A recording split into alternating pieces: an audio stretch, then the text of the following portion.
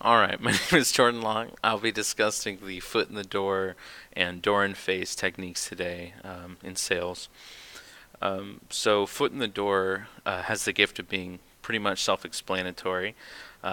Basically, you're offering a gesture in order to get your foot in the door.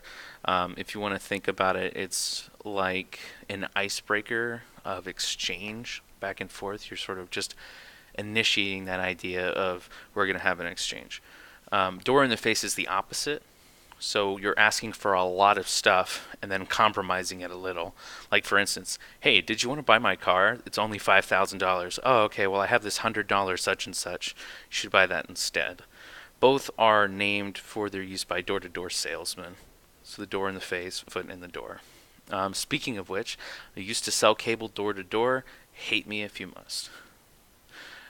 So as recently as yesterday, I experienced the foot in the door technique. I went to a chocolate shop to get my wife some chocolates, and the manager gave me a free chocolate truffle.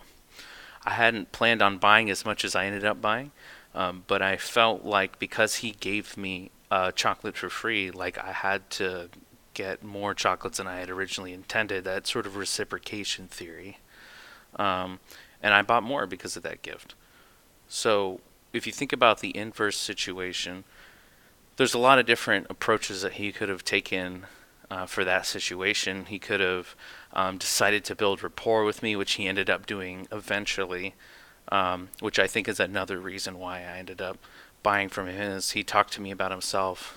I talked to him about me. I learned that he's part German and that he loves to go to New Braunfels and try all the different German cuisines, potato pancakes and such.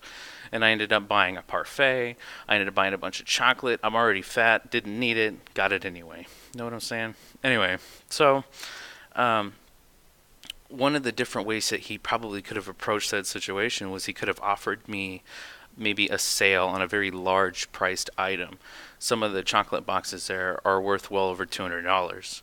So he could have said, "Hey, I'm going to give you this box of chocolates. It's only $200." Or, "Hey, I'll even take off 25 for you. You get 175. You get a $200 box of chocolate." So that would have been an example of the door in the face, because I'm not walking in there looking to spend $200 on chocolate.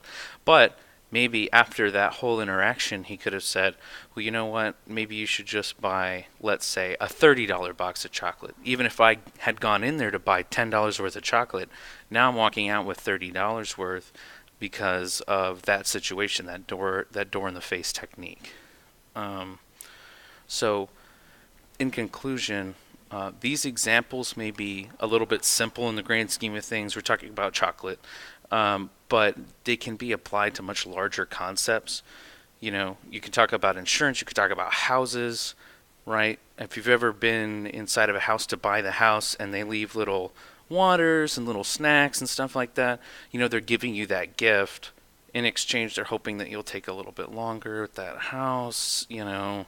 You might make a $200,000 purchase, and that might be influenced by a 20-cent water bottle. Such techniques can be used to leverage against your guilt, your insecurity. It can play on the natural human need for reciprocation. So, really, they're not inherently evil techniques, but the intention behind them is what's going to make those things either good or bad. So, we're talking about like a gun, right? Like, it's a tool, it can't fire itself.